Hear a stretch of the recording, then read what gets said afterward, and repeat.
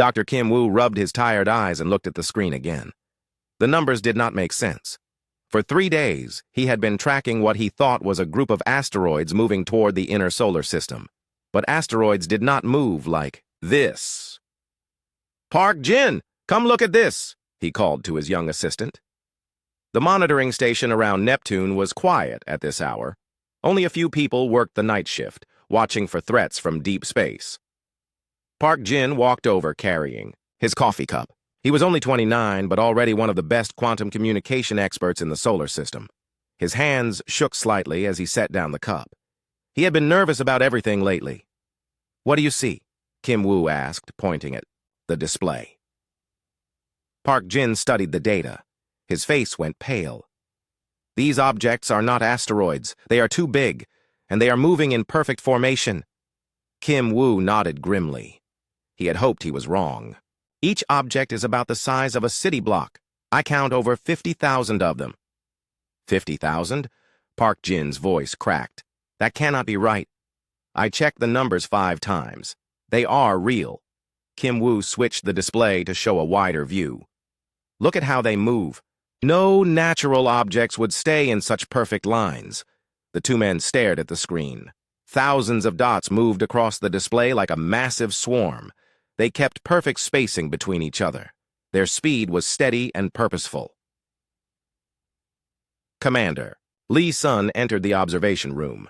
She was a former fighter pilot who now ran the entire monitoring station. Her black hair was pulled back tightly, and her uniform was perfectly pressed even at 3 in the morning. "What do we have, gentlemen?" she asked. Kim Woo turned to face her. "Commander, we have detected what appears to be an artificial fleet approaching our solar system. 50,000 vessels, each approximately 100 meters long." Lee Sun's expression did not change, but Kim Woo saw her jaw tighten. "How long until they reach Earth?" "At current speed, 68 hours. Could they be friendly?" she asked, though her tone suggested she already knew the answer. Park Jin had been working at his quantum communication station. He looked up with fear in his eyes. "Commander, I am picking up transmissions from the fleet. You need to hear this." He played the recording through the speakers. The voice was cold and mechanical, speaking in perfect English. "Hegemony Fleet. Command to Resource Extraction Unit 7. Target system contains 1 habitable world with indigenous life forms. Population estimated at 12 billion. Suitable for processing and resource harvesting. Standard extraction protocols approved." The room fell silent. Kim Woo felt his stomach drop. Park Jin continued the recording.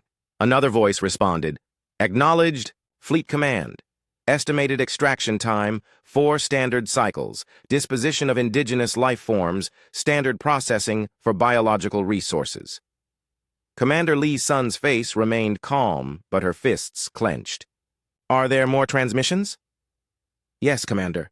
Many more." Park Jin's hands trembled as he worked the controls. "They are discussing Earth like it is just another resource to collect. They mention that they have done this to thousands of other worlds." Kim Woo studied the movement patterns on his screen. "Commander, based on their formation and approach vector, these beings are extremely advanced. Their ships maintain perfect coordination across millions of kilometers. No human fleet could manage such precision." "What else can you tell me about them?" Lee Sun asked. "The ships appear to be organic," Kim Woo replied. "The energy signatures are unlike anything in our databases. They seem to be alive somehow, not just machines." Park Jin intercepted another transmission. His face went even whiter. "Commander, they are sending a message to Earth. It is in our languages, all of them." The message played through the speakers. The same cold, mechanical voice spoke. "Inhabitants of the 3rd planet. You are commanded to surrender all military assets and prepare for resource extraction. Compliance will result in minimal suffering during the processing phase. Resistance will result in immediate termination of all life forms. You have 72 hours to respond. This is your only warning." Commander Lee Sun was quiet for a long moment. Then she walked to her command station. "Park Jin, prepare an emergency quantum burst transmission to Earth High Command. Priority Alpha." "Yes, Commander." "Kim Woo, I need everything you can learn about these ships. Weapons, weaknesses, anything that might help." Kim Woo was already working. I am scanning them now, but the range is still extreme. What I can see is troubling. Each ship appears to be surrounded by some kind of energy field. Their hulls are not metal. They look more like living tissue. Park Jin finished encoding the message.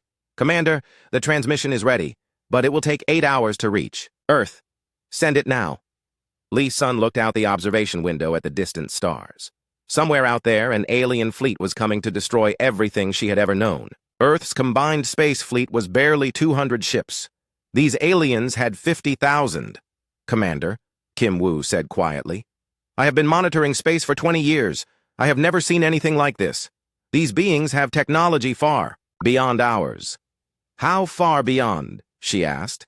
Their ships can apparently travel faster than light, yet maintain perfect formation. They generate their own power sources, and based on these transmissions, they have conquered thousands of worlds. Park Jin looked up from his station. Commander, there is something else. I am detecting quantum entanglement signatures from their fleet. All of their ships are connected to each other somehow. They share information instantly across the entire fleet. What does that mean for us? It means they can coordinate perfectly. If one ship sees a threat, they all know about it immediately. They fight as one mind controlling 50,000 bodies. Commander Lee Sun absorbed this information. Earth had no defense against such an enemy. But she was a soldier, and soldiers did not give up. Continue monitoring, she ordered. I want to know everything about these ships by the time they reach Earth. Park Jin, maintain communication with Earth High Command. Keep them updated on any changes. Yes, Commander. As the two men returned to their work, Lee Sun remained at the observation window. The alien fleet was still too far away to see, but she could feel them coming. In 68 hours, they would reach Earth. In 8 hours, Earth would learn that humanity was about to face its greatest test. She thought about her family and soul, her friends in the Space Force, the billions of people on Earth going about, their normal lives. They did not know that death was racing toward them through the darkness, but Lee Sun knew, and she would do everything in her power to make sure Earth was ready. Admiral Cho Han stood in the emergency command center deep beneath Seoul. The walls were covered with screens showing data from across the solar system. Red lights flashed everywhere, and people spoke in urgent whispers. The message from Neptune station had arrived 30 minutes ago, and the world was already changing. How many ships do we have? He asked his aide. 212, sir. That includes everything from destroyers to scout ships. Cho Han closed his eyes. 200 ships against 50,000. It was not a battle. It was suicide. Sir, the President of the United Earth Government is on the secure line, another officer reported. Cho Han took the call. Mr. President, you have seen the reports? I have, Admiral. Tell me we have options. Very few, sir. Our entire fleet combined could not defeat even a small part of their force. We are completely outmatched. Then what do you suggest? Before Cho Han could answer, an officer called out, Admiral, Dr. Yoon Mei from the Tesla Einstein Institute is requesting immediate access. She says she has a solution. Cho Han knew Dr. Yoon Mei. She was brilliant, but her ideas were often dangerous. Send her down immediately. 10 minutes later, Dr. Yoon Mei entered the command center. She was a small woman with wild hair and intense eyes. She carried a tablet and looked like she had not slept in days. Admiral, we can win this, she said without introduction. How? Project Prometheus. We have been working on quantum tunneling. Technology for 10 years. We can transport matter instantly across any distance. Cho Han frowned. I thought that project was canceled. Too dangerous. It was paused, not canceled.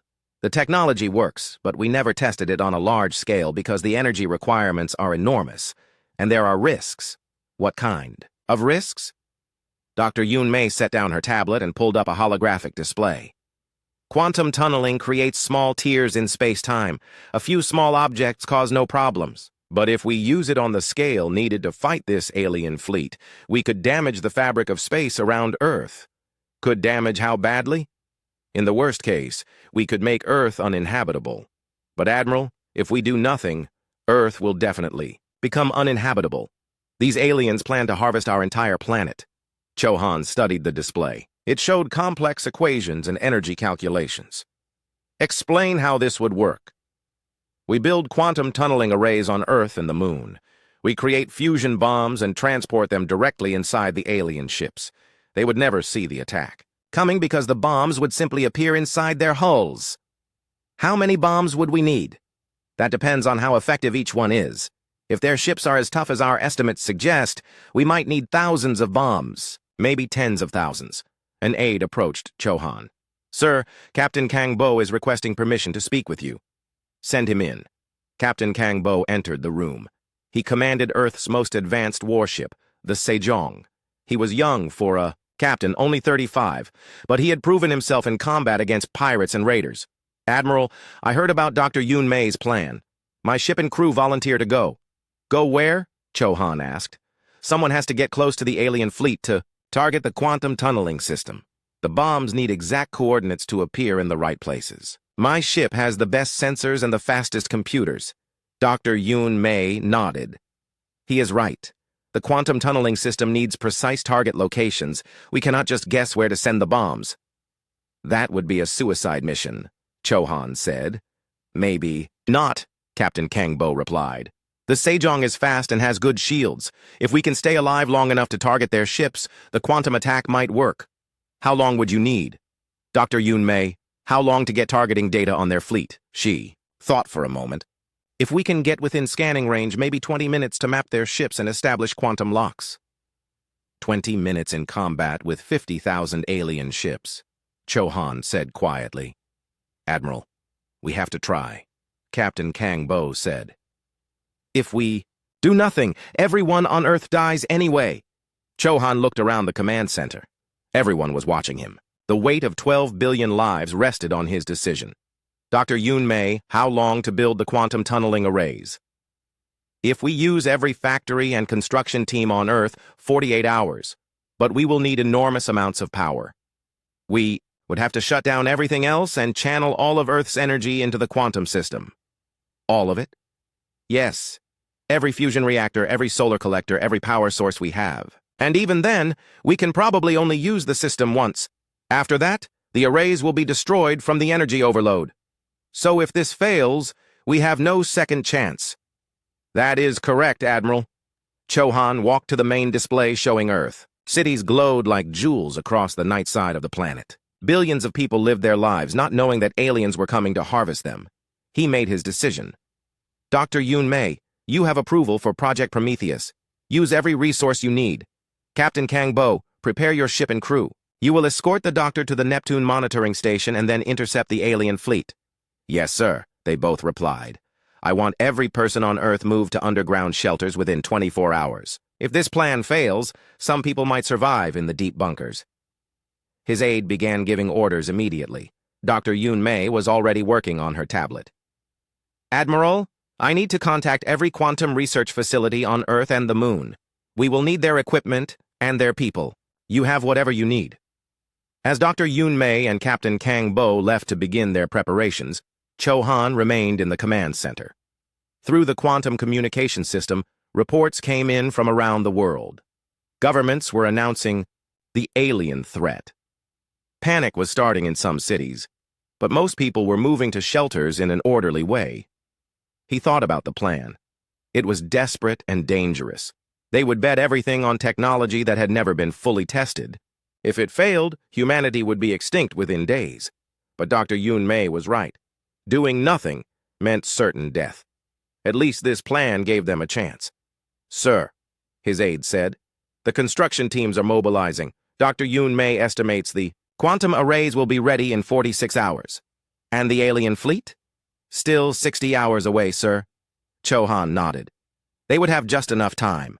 If everything went perfectly, but in his 30 years as a soldier, nothing had ever gone perfectly. Captain Kang Bo stood on the bridge of his ship, the Sejong. Through the main view screen, he could see the alien fleet for the first time. The sight made his blood run cold. The alien ships were massive and alive. They looked like giant sea creatures swimming through space. Their hulls pulsed with strange lights, and tendrils of energy connected them to each other. Each ship was easily 10 times larger than anything humanity had ever built. Dr. Kim Woo, what are your sensors telling us? Kang Bo asked. Dr. Kim Woo was hunched over his scanning station. He had volunteered to come along as scientific advisor, even though he knew it was probably a death mission. Captain, these ships are not machines. They are biological, living creatures bred for war. Their hulls can repair themselves, and they share consciousness through quantum links. How many are we facing? I count 48,700, and 12 ships in the main formation. There are also smaller scout groups spread around them. Kang Bo nodded grimly. His small fleet of 20 ships looked pathetic next to this massive armada, but they had to try. "Open communication channel," he ordered.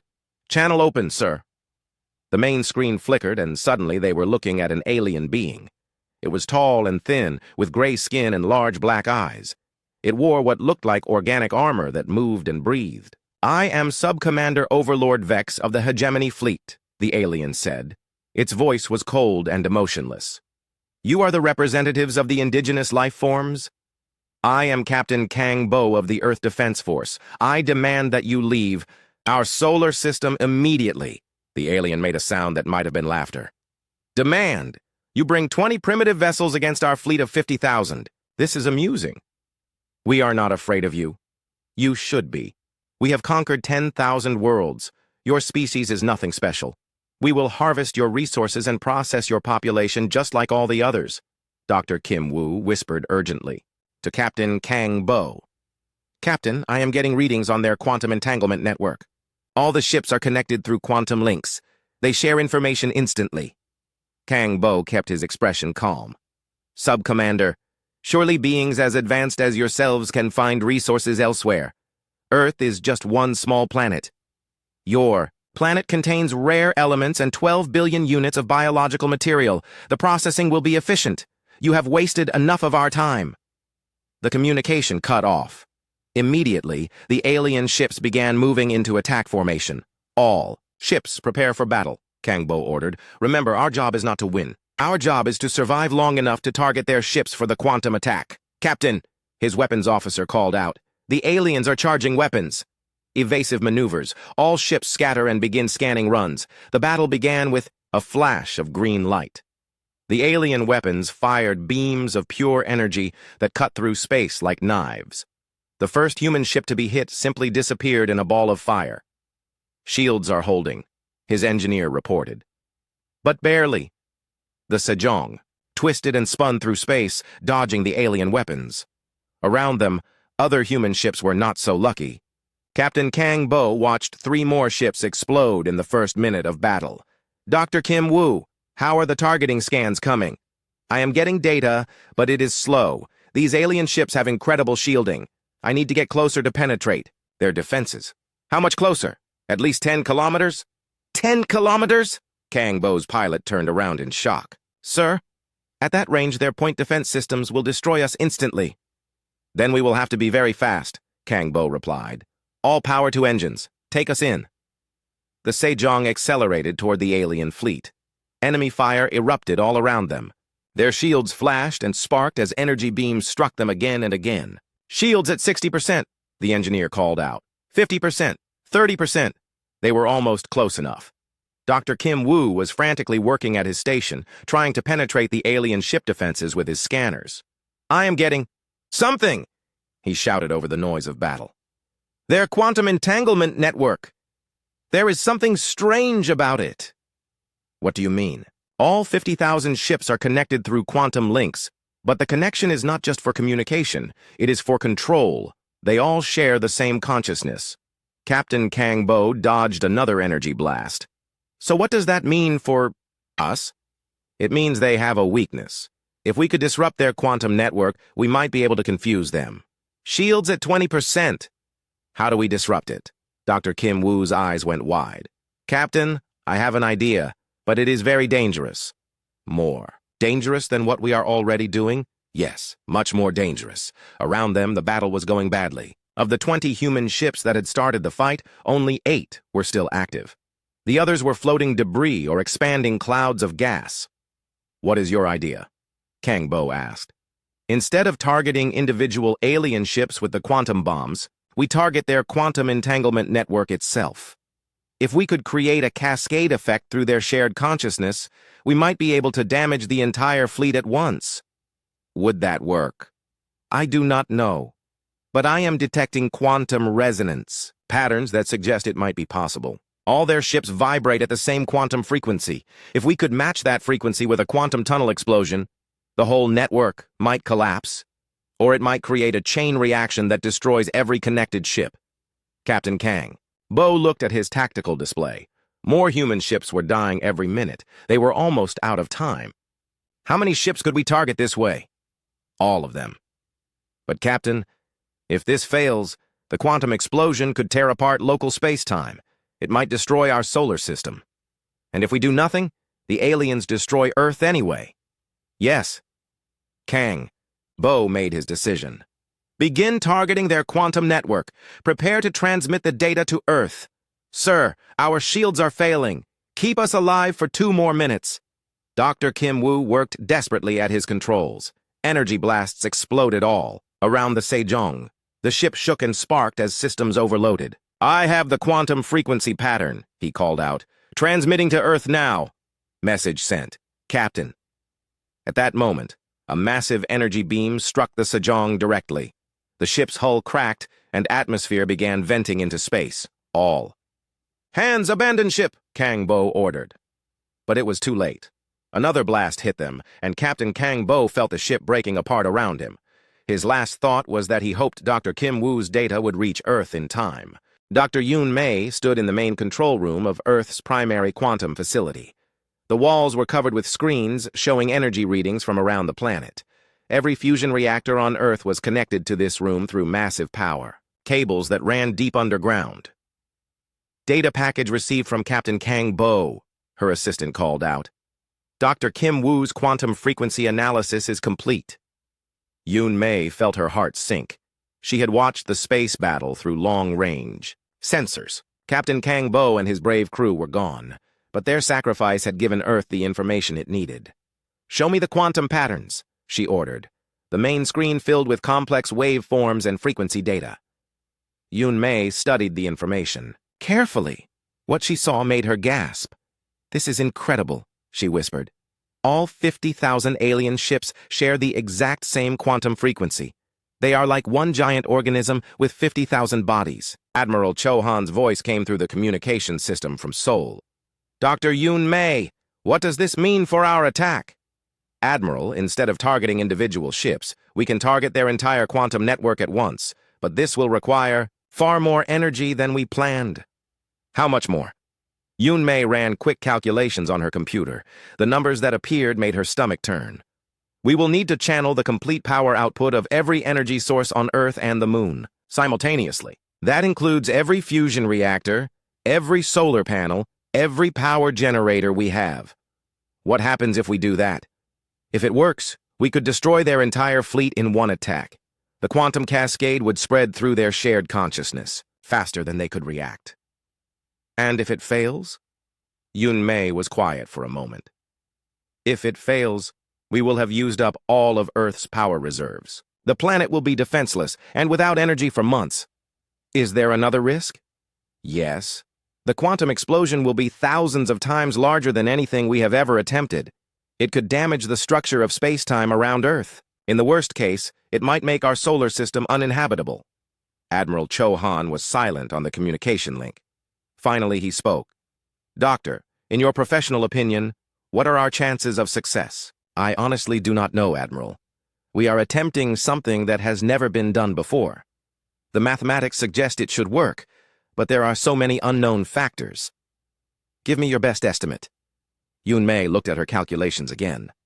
Maybe 60% chance of success, but Admiral, if we do nothing, our chance of survival is 0%. Understood. You have permission to proceed. Yoon Mei turned to her team.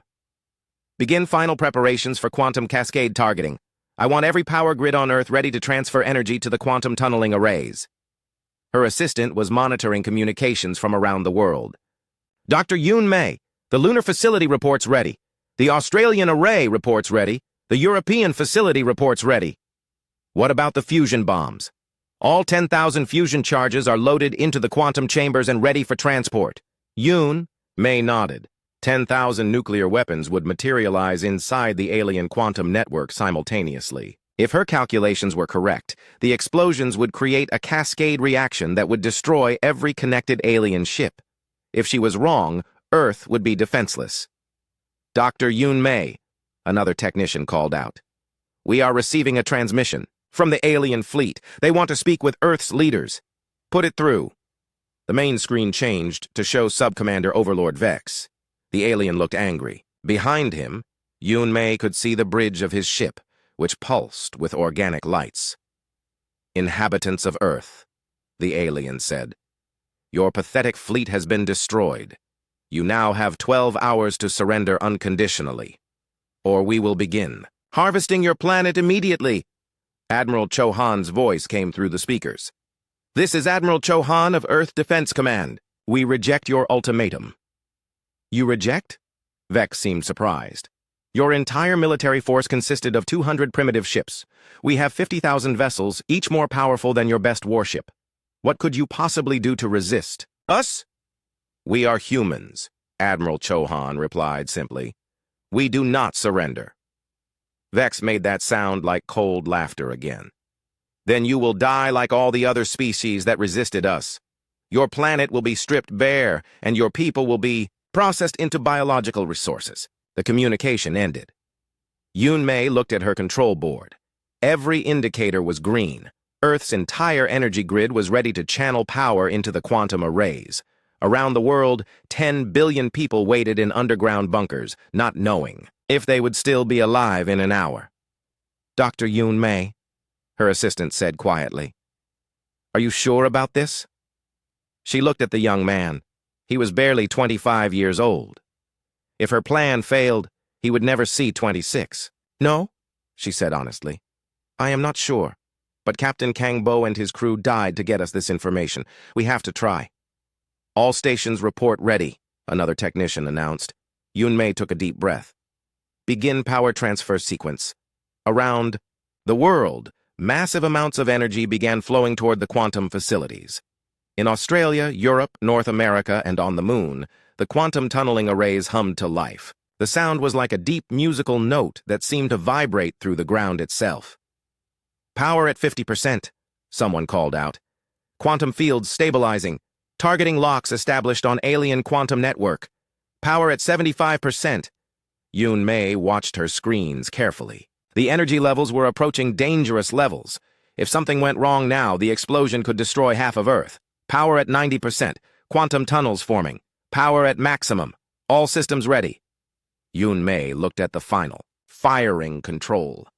It was just a simple button, red and unmarked. If she pressed it, 10,000 fusion bombs would appear instantly inside the alien fleet's quantum network. She thought about Captain Kang Bo, who had died to make this possible. She thought about the billions of people hiding in bunkers around the world. She thought about her own family in Switzerland. Dr. Yun Mei, Admiral Chohan's voice came through the speakers. The alien fleet is moving into Earth orbit. If you are going to act, it must be now. Yun Mei placed her hand on the firing button. For humanity, she whispered. She pressed the button. Every screen in the facility went white as unimaginable amounts of energy flowed through the quantum tunneling system. The building shook as space-time itself bent and twisted around them. Emergency alarms screamed as systems overloaded and exploded. Through the chaos, Yun Mei could hear her technicians shouting updates. Quantum tunnels established. Fusion charges. Transported. Detonation confirmed. Cascade reaction beginning. And then everything went silent. Admiral Chohan stood in the command center, staring at the main display. For 30 seconds, there had been complete silence from the quantum facility. No reports, no status updates, nothing. Then Dr. Yun Mei's voice crackled through the speakers. Admiral, this is Dr. Yun Mei. The quantum cascade is working. On the tactical display, red dots began disappearing by the hundreds. Each dot represented one alien ship. As Admiral Chohan watched, thousands of enemy vessels simply vanished from his screens. How many ships destroyed? He asked. Counting. Now, Admiral. The cascade effect is spreading through their quantum network faster than we predicted. I am reading massive explosions throughout their fleet. Subcommander Overlord Vex appeared on the communication screen. For the first time, the alien looked afraid. Behind him, his ship's bridge was flashing with warning lights. What have you done? Vex demanded. Our ships are exploding everywhere. This is impossible. Admiral Chohan smiled coldly. We told you, we are humans. We do not surrender. You have destroyed 45,000 of our vessels. This cannot be happening. Your quantum network was your strength, but it was also your weakness. When you connect all your ships together, an attack on one becomes an attack on all. Vex's face twisted with rage and fear. You primitive creatures! Do you realize what you have done? You have declared war on the greatest power in the galaxy? No, Admiral Chohan replied calmly. We have defended our home. The alien commander turned to someone off-screen and began shouting orders in his own language. The communication cut off. Dr. Yun Mei's voice came through the speakers again. Admiral, the quantum cascade has stopped spreading. Final count. 45,218 alien ships destroyed. What about the rest? Approximately 5,000 ships managed to sever their quantum connections before the cascade reached them. They are still alive, but they are retreating to the edge of the solar system. Admiral Chohan felt relief flood through his body. Earth was safe. For now. Dr. Yun Mei, what is the status of our quantum systems? Completely destroyed, Admiral. Every quantum facility on Earth and the Moon is offline. It will take years to rebuild them, if we ever can. The energy overload was even larger than we expected. But Earth still has power? Yes. We were able to channel the energy without destroying the main power grid. But Admiral, we can never attempt something like this again. The quantum arrays are melted slag. Over the next few hours, reports came in from around the world. The remaining alien ships had moved to the outer edge of the solar system and were staying there. They were clearly damaged and confused by the loss of their quantum network. Commander Lee Sun contacted Earth Command from the Neptune monitoring station. Admiral, we are intercepting communications from the surviving alien ships. They are arguing among themselves. Without their shared consciousness, they cannot coordinate properly. What are they saying? Many different things. Some want to attack Earth with the remaining ships. Others want to retreat and report to their superiors. A few are demanding to know how a primitive species like humans could destroy their fleet. 3 days later, Park Jin made an important discovery at his communication station. Admiral, we are receiving messages from outside our solar system. They are not from the alien fleet. What kind of messages? They appear to be from other species, Admiral. Aliens that are not part of the hegemony. They want to know if it is true that humans destroyed a hegemony fleet. Admiral Chohan was intrigued. Put them through. The main screen showed a different kind of alien. This one had blue skin and kind eyes. It spoke in heavily accented but understandable English. People of Earth, I am Ambassador Cole of the Free Worlds Alliance. Is it true that you defeated a hegemony invasion fleet? It is true, Admiral Chohan replied. We destroyed most of their ships, and the rest have retreated. This is wonderful news. The hegemony has conquered thousands of worlds over many centuries. No species has ever successfully resisted them before. What is the Free Worlds Alliance? We are species that have escaped from hegemony control. We have been hiding and running for generations, too weak to fight back. But if humans can defeat the hegemony, perhaps we can work together. Over the following week, more messages arrived from across the galaxy. Species after species contacted Earth, all with similar stories. They had been conquered by the hegemony, or they lived in fear of conquest. All of them wanted to know how humans had achieved the impossible.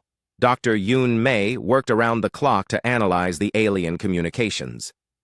Admiral, this is incredible. According to these messages, the hegemony controls over 10,000 worlds, but their power depended on their reputation for being invincible. Now that humans have proven they can be defeated, rebellions are starting everywhere. Rebellions? Yes. Conquered species are rising up against their hegemony overlords. Free worlds are forming military alliances. The entire balance of power in the galaxy is changing. But not all the news was good. The surviving alien ships finally sent a final message to Earth. Subcommander Overlord Vex appeared on screen one last time. Humans of Earth, he said, his voice filled with cold hatred. You have won this battle, but you have made a terrible mistake. You have revealed your most powerful weapon to us. You have shown us your quantum tunneling technology. Admiral Chohan felt a chill run down his spine. When we return to the hegemony core worlds, we will report everything we have learned about your defenses. The next fleet that comes to Earth will be prepared for your quantum attacks, and next time we will bring 1,000,000 ships, not 50,000. The communication ended. Commander Lee Sun contacted Earth Command immediately.